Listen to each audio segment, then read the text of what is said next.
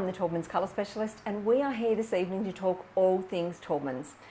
So for those that are joining us for the very first time, I welcome you to our live colour event, and I'll let you know how our session is going to run.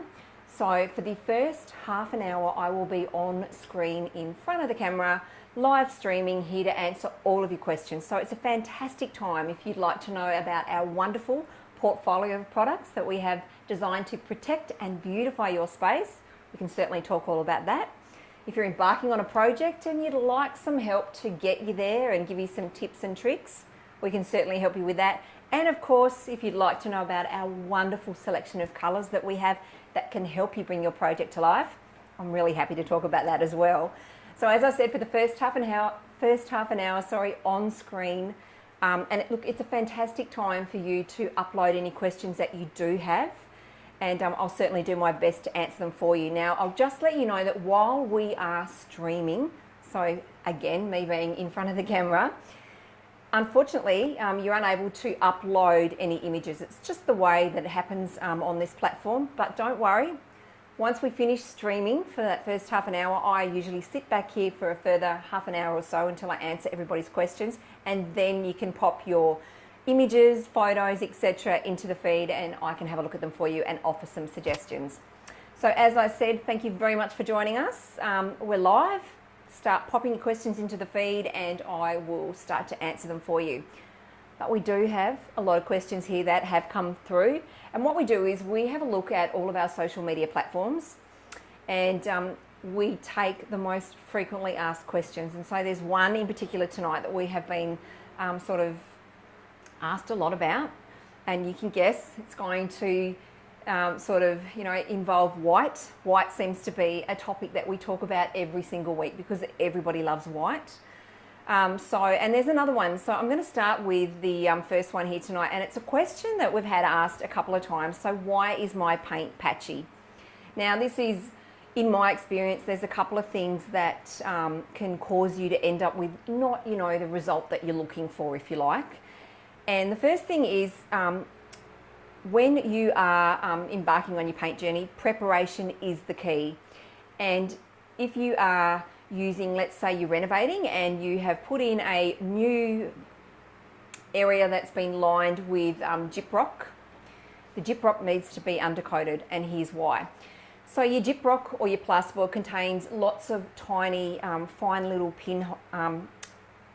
pinhead holes, if you like, about that size. And what happens is, using a fantastic product that we have, which is Taubmans 3-in-1, it's a primer sealer undercoat, and it is designed to, it has exceptional filling properties, and it is designed to give you a really even finish. So what it's going to do, it's going to fill those little tiny little pinholes, and then it's going to allow you, when you top coat, to have more of an even distribution of your product. So you're going to end up with a fantastic looking finish, and it's going to alleviate that patchiness because your porosity is going to be even. Now, the other thing to consider when you're painting are the tools that you use for your project. So when you're looking at what you're going to apply your paint with, I think it's really important to buy yourself a really good quality roller and have a look at the nap, because the naps vary.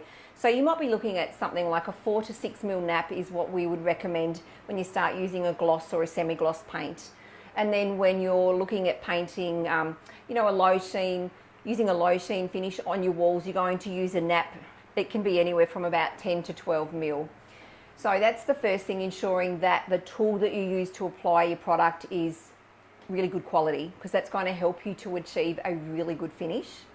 Now, the next thing, be mindful. So when you are using interior paint, I'm going to talk Taubmans Endure, and the reason I'm going to talk Taubmans Endure is the fact that I love this product. It is the most amazing product. It has what we call NanoGuard technology, and what that means is you can literally scrub the paint. So it has, if you were to put the paint under a microscope, it has a one-size paint particle, which is what generally a lot of paints have. But it has the added addition of a smaller paint particle that fills the airspace, and what it creates is an interlocking molecular structure, which means you can scrub the paint. It's not going to give you what's called shiny patches, commonly known as burnishing. So that's why I always reference Endure. I think it is the most beautiful product, and it's got all of your mold inhibitors in it. It's been endorsed by Sensitive Choice. So for anybody that suffers from asthmas or allergies, it's the product to use because it's safe to use. So when I'm talking about Endure and other products as well, other interior paints like a low sheen, have a look. It'll give you a your square meter ratage, so it's going to give you a spread rate if you like, and it's around about 16 square meters per litre that you're going to get out of a litre of paint. So I'm talking about this because sometimes, and I've experienced this talking to people, you know, that it may be that, oh look, we can paint our kitchen and our lounge room out of the 4 litre can. Well, you kind of can't, because you need to have adequate film build, so adequate microns to create that film build that are going to give you that protection. So sometimes overspreading your paint can also result in patchiness. So there's 3 things there. I hope that helps everybody out there that's embarking on a painting project. Just a few tips to help you understand why your paint could be patchy. Okay, I do have my first question tonight. So hi Amelia, thank you very much for joining us. So you're saying, hello, which colour do you recommend to pair on a facade with a dark metallics, lithium bricks and white cladding? I want something darker to match the brick a little. Okay, which colour would you recommend to pair on a facade with dark metallics, lithium bricks? So I'm presuming if we're talking like a lithium, dark metallics lithium, we're talking about a deep dark grey.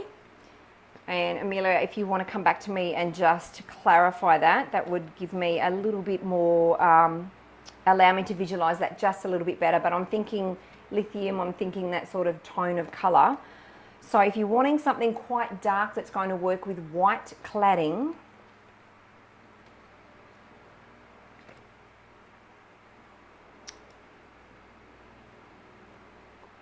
you could use, oh, there's quite a few colours that you could use. Yes, almost black. Fantastic. That's what I'm kind of thinking. Okay, so do you want to go really, really dark like that? Or, so do you want like a dark grey? Okay, so it's coming through. Thank you. Yes, almost black, dark grey and shiny. Okay, so if you're wanting to go as deep and dark as that, you could perhaps go,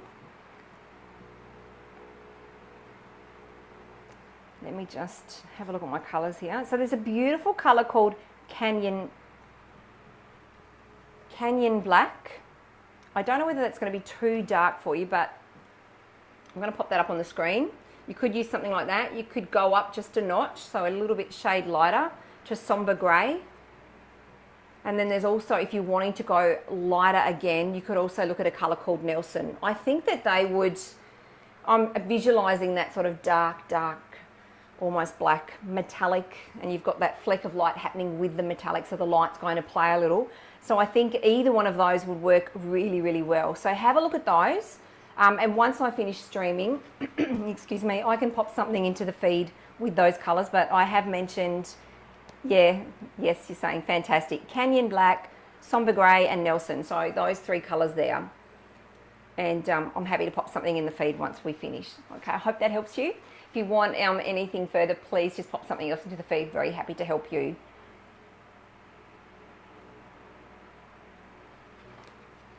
Okay, so yeah, hi Amelia. Sorry, yeah, Canyon looks good. It does. So is it warm or cool? It's probably actually slightly cooler. If you're wanting something warmer, let me know, and I can certainly give you a warmer suggestion as well. Okay, so hi Samuel. Thank you very much for joining us. So medium light grey over pale yellow walls already painted, undercoat or not, tips for first time renovators. Okay, so that's a really good question. So if it's a, excuse me, I probably would medium light grey over pale. So let me just get this. So you're going to go a light grey over your pale yellow already. So obviously you've got pale yellow walls, you're wanting to paint it a medium to a light grey. I think that you should find going to a medium to a light grey, it should give you adequate coverage, especially if you're going to use something like Taubmans Endure. I think that should be fine. What I would recommend is grab yourself a sample pot and have it tinted into the colour that you're looking to explore, if you like. And I always recommend this by popping you can do it two ways, and this is the way I would recommend. So you're going to, when you go into, let's reference Bunnings, when our paint comes into Bunnings, it comes on large pallets, and in between each layer of paint, they have what's called a pallet liner. So they're large pieces of cardboard. You can certainly ask the team if you can have a pallet liner. Cut yourself 1 metre by 1 metre square and brush out 3 coats. Yes, our products are a 2-coat system, but that third coat, or that is going to, by doing 3 coats, it's going to aid as also doing an undercoat. Once the cardboard is dry, test it in the space. So have a look at it up against the walls, have a look at it up against the floors. This is a fantastic tip, especially also when using whites, because whites can really take on a different undertone, if you like, especially if you've got timber floors that have a sort of golden hue to it. And also too, I'm going to reference this as I do every week, if you've got a red leather lounge, sometimes your walls can look slightly pink. But the other thing, Samuel, I would recommend as well is that you, because I'm going to let you all on a little tip now, our sample pots contain Taubmans Endure, which is fantastic, especially so that when you test it, you know what you're going to get when you go and do that purchase of your 15 litres or your 10 litres, etc. So I would test, you can test a sample of the colour, Samuel, on the yellow just to see how it's going to cover for you, giving 2 coats. I think you'll find it'll cover well. If it's not giving you the coverage because the yellow is too strong, then I would recommend using an undercoat of 3-in-1 first. Hope that helps. If you need any more tips, etc., pop something else into the feed. Very happy to help you. Hi Lauren, thank you very much for joining us. So you're asking, is Brilliant White a good white to use as trims with alpine snow cladding? It certainly is. So your alpine snow has got that slight, so when I talk about whites, I like to reference them I put them into 3 categories. So you have what's called a warm white, and let's just say, for example, warm white has more of a creamy undertone. You have a cool white, which tends to have more of a blue undertone, and then you have a neutral white. So a neutral white tends to have more of a sort of a greeny undertone. And you'll also, if you've watched any of these previously, when I talk about greys, when I reference greys, they're into 4 categories. You've got a blue based, you've got a greige, which is a brown based grey, you've got a purple or red based grey, and then you've also got that green based grey. So green based grey and your whites that tend to have a slight green undertone are what I refer to as neutrals, and they are really, really easy colours to work with because they have that neutral undertone. You'll find that they'll sit with a myriad of other colours and other elements that exist within your space. So if you're not sure, sort of start there, and when we're talking whites, if you're not sure, grab yourself one of these. And we've made it really easy this time. So on this side, we have our cooler tones going into our warmer tones, and then, oops, I'm going to lose my grip here. Then in the middle, we have more of what's called, so you have your cool going into neutral and then going into warm. So there's a gradation bar along the top there as well to help you. So when you're sort of looking at those whites and you're not sure, that is a great place to start. So to answer your question, Lauren, the Brilliant White, which is our, stock standard white in the can. It is a fantastic, beautiful, bright, clean white, offering exceptional coverage due to the fact that, you know, if you lift up, let's just say a can of Endure or something, it contains a lot of titanium dioxide, giving you that beautiful, brilliant white. So Brilliant White paired with alpine snow cladding will look fantastic because that alpine snow has that slightly neutral undertone. It's going to work really, really well. So I think you're onto a really good thing there.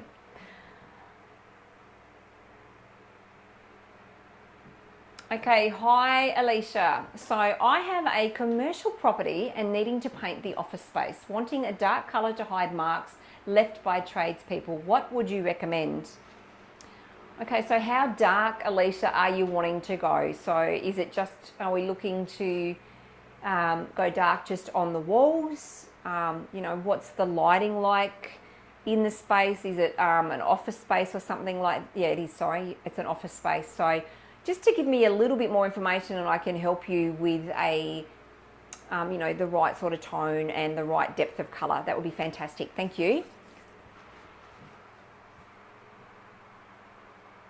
Okay, hi Kelly, thank you very much for joining us. So I'd love some recommendations for some warmer whites that aren't too beigey for an interior living area. I can help you with that. Okay, some warmer whites that aren't too beigey. The first one I'm going to say is, I'm going to direct you to a colour that is called Aria Ivory. It's not too beigey, it's a warmer white. It's actually in our 2020 colour forecast.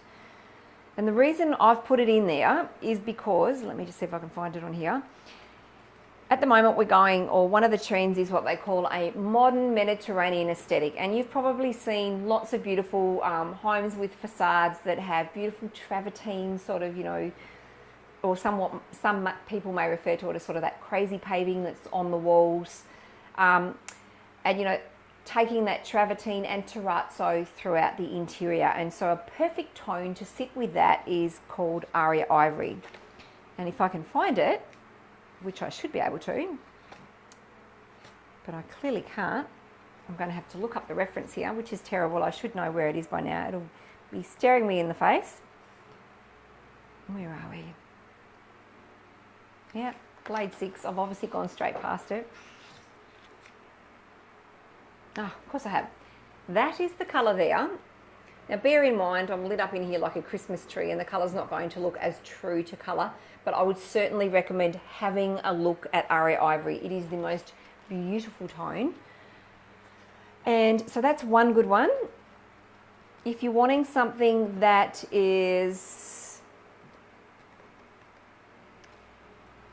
slightly lighter, but still has an element of warmth without being too beigey, there is Pebble Bay Quarter as well, is another fantastic light, neutral, sort of slightly on that warmer side, not too beigey. That's another one. And also, let me just see if I can find, there's a beautiful colour.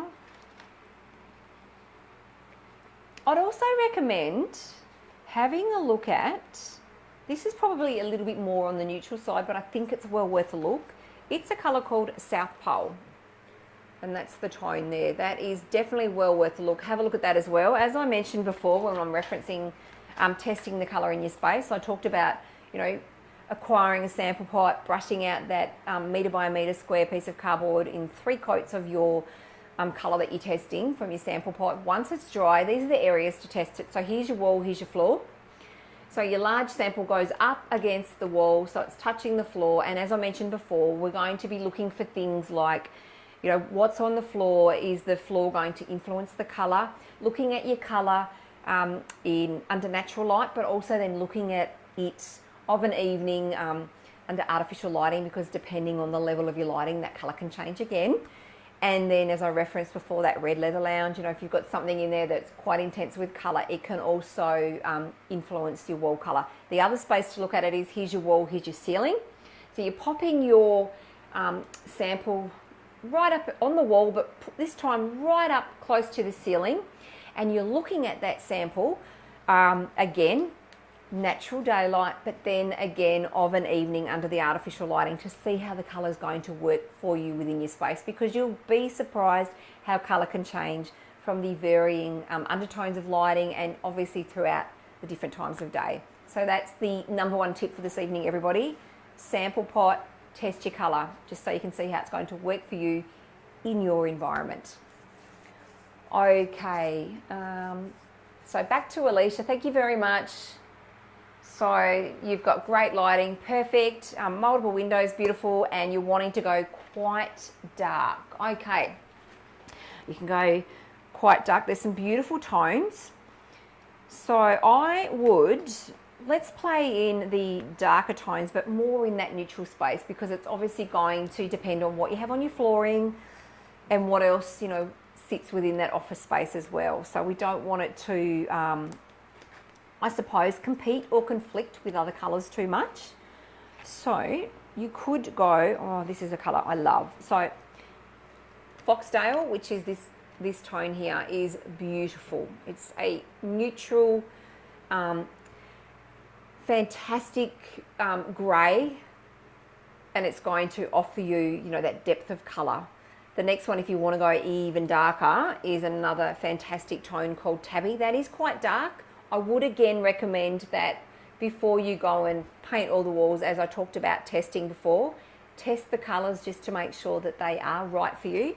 So Tabby and Foxdale would be the place to start, followed by, where are we? These are another fantastic selection of colours here. Have a look at Char Grey, which is this beautiful tone here, and if you're wanting to go even darker, have a look at Dragonstone, which is the one underneath. Now, please, Alicia, if you're looking at those and you're going, oh, I'm not quite sure, obviously looking at it when you're looking at the paint sample as opposed to on screen, it will look different. But if there's something else that you had imagined, let me know, and I'm very happy to offer some further suggestions. Thanks. Okay, so hi Lisa, thank you very much for joining us this evening. Okay, so I live in a smallish 2-bedroom apartment. Do you think I need to paint the same colour all the way through, or do you think I could do different colours in the bedrooms or bathrooms? I want a warm white for the living area, possibly with a red undertone.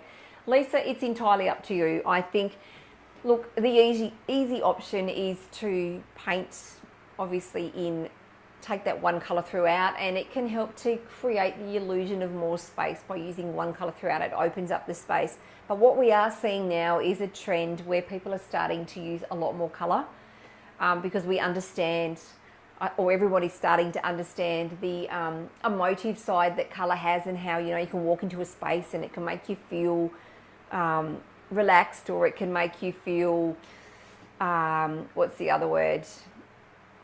Calm, or it can do the opposite. It can energize you depending on the color that you use. And I think on the back of COVID, I know we've sort of moved away a little bit now, but we have learnt from being in lockdowns, etc., the importance of color and what it can do for our space, our mental well-being, etc. So I'm thinking that, you know, you could do different colors in the bedrooms and bathrooms for sure, and beautiful tones in a bedroom, thinking about beautiful earthy style greens, even going into deeper blues, or even the colours that sit in between that bluey green. They always, green is just one of the most relaxing colours. It's very calming, and blue is as well. And I think that using green or blue within that bedroom space can help to promote rest. So there's certainly options that you can look for. And if you're wanting to look for a warm white for the living areas, possibly with a red undertone, absolutely, I can help you there. So let's see what we have that has more of a reddy sort of undertone. So there's a colour here called Cotton Cloud, and it looks grey here on the screen, but it's not. It does have that reddy sort of undertone, and that would work really, really well. Or there's another really lovely colour. Let me have a look here. This is what you can find on the colour walls in your local paint store. You know, go down to Bunnings, have a look, you'll see this.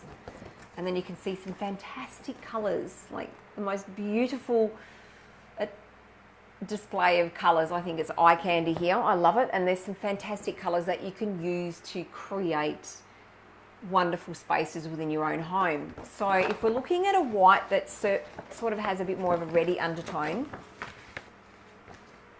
there's a colour here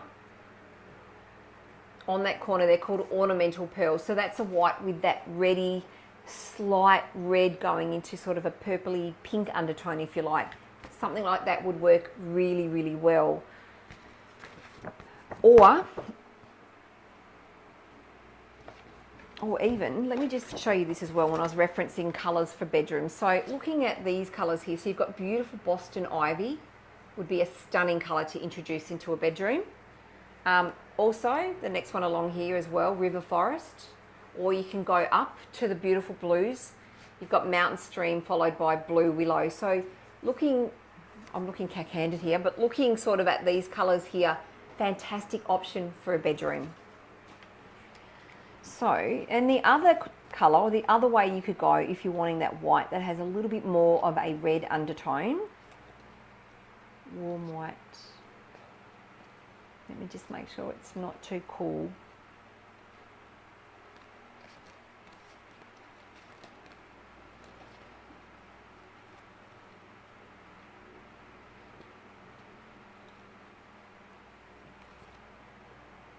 that's actually quite, actually that is quite a nice tone.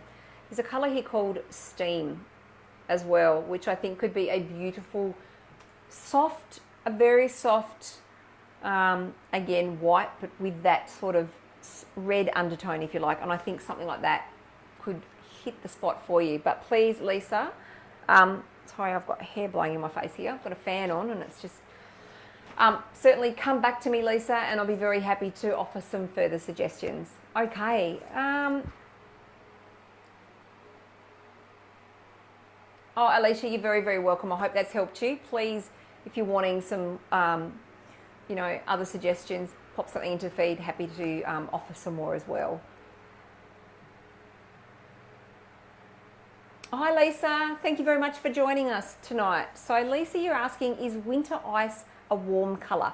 Now, as I was talking about before, I think winter ice comes off our new, let me just see if I've got it here. I'm pretty sure it's more of a neutral sort of undertone. As I was talking about before, how you can categorize your white. So you've got your cool white, which has more of a blue undertone, your warmer white, which tends to have more of a creamy undertone, and then your neutral white, which tends to have more of that green, slight green undertone. I'd say from memory that winter ice, let me just double check that, tends to sit within the realms of that. Yeah, winter mist. Yeah, winter ice does. I think it's one of our new housing colours, has more of a neutral undertone. So it's not too cool. And yeah, it's not too warm either. It's just, it's that really lovely in between. I hope that helps. I'm happy to pop a link to the colour into the feed once I finish streaming. I don't actually have it on my fan deck. It's on another brochure which is sitting right behind me, and I'm not going to bend down and risk bending down to try and collect it. The whole props, everything might fall apart, so I won't do that now, but I'll pop something in the feed for you once we finish streaming. Thanks. Okay, hi Deanne, thank you very much for joining us this evening. So you're saying we are building a new home. It is light timber look tiles, open plan living area, black kitchen, and what white would you recommend? Cool, warm or neutral? I would go neutral, definitely, because you've got the black. I don't want to take you too cool. And then you've got the timber, so you don't want to go too warm with the timber. So sitting in that neutral sort of space again is going to look fantastic. It's going to play really nicely with the timber, and it's going to play really well with the black kitchen. So I would recommend, and I think we've been talking about it a little bit tonight, I've mentioned it before, there's a colour called Alpine Snow, and then there's a colour called Aspen Snow. So if I can find them, I'll have to reference the back here, the index. I should know it by now. They're both beautiful tones, one slightly darker than the other. Actually, you know what? It should be in our colour cards. It should be. All right, it is. So here is Aspen Snow. It's sitting here. It is the most beautiful neutral colour. So if you grab yourself the Taubmans interior colour card, and then you turn to the last page, if you like, you can see Aspen Snow, and it actually has a dark grey box around it because it is one of our top 10 colours. It's one of our most popular colours, and the reason being is because of the way it performs in an interior space. So that's certainly a tone or a colour that I would recommend, followed by, let me just see if I can find the other one. Here it is here. So again, let's just have a look. Grab yourself one of these, which is our whites and neutrals brochure. And if you open to the third page, Alpine Snow sits in the middle there. And it is a beautiful tone again. Now, you're looking at it at a little square. What I would do is, again, sample pot it so that you can test it within your own space and see how the colour comes to life.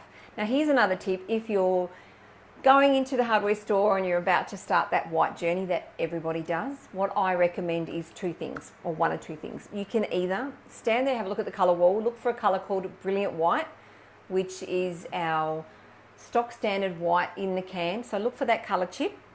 And then when you start to choose the other colours, have your Brilliant White colour chip, and then you can place the other whites up against it. And what actually happens is you can see the level of tint and that undertone in that colour, so in that white that you're looking at, come to life. So if I'm putting an Alpine Snow chip on top of my Brilliant White colour chip, I can really see that it is a neutral sort of white, and I can start to see that undertone come to life. The other thing I recommend as well before you go in to embark on that white journey is be prepared, just in case you get there and there isn't a Brilliant White colour chip. Take a piece of white computer paper with you, just fold it in half, and then lay your white colour chips up against it. Because it's really confusing standing there and putting all of the colour chips up against each other. It just looks like a blur. But when you start to put them up against that white piece of paper one by one, you can start to see that undertone come to life. That is a fantastic tip for everybody who's about to start playing with whites. So I hope that's helped you. I haven't even been able to get through any of my questions tonight, which is fantastic. So thank you very much, everybody, for joining us, and thank you very much for all of your questions. I love it when we can be interactive. I will be here for the next half an hour once we finish in front of the camera. I'll go through the questions that we have and pop some links to the colours that we've been referencing. Also pop a couple of links to some of our fantastic products. I'll certainly pop the 3-in-1 that I was talking about as your undercoat, and also our Taubmans indoors, so that you can have a read about, you know, that wonderful technology that we use to create that fantastic product. So I'm going to say thank you very much, everybody, for joining us, and I look forward to seeing you again next week. We actually are having a break because it's Anzac Day, so we're going to have a enjoy that holiday, and then we'll be back the week after. So hold off with your questions until that week after. Do come back and join us, and be very happy to answer them again for you. So as I said, here for another half an hour. If you've got anything else that you'd like some help with, pop it into the feed and I'll do my best to answer it for you. But until we meet again, thank you very much for joining us, everybody. Stay safe, and as I always say, happy painting. Bye.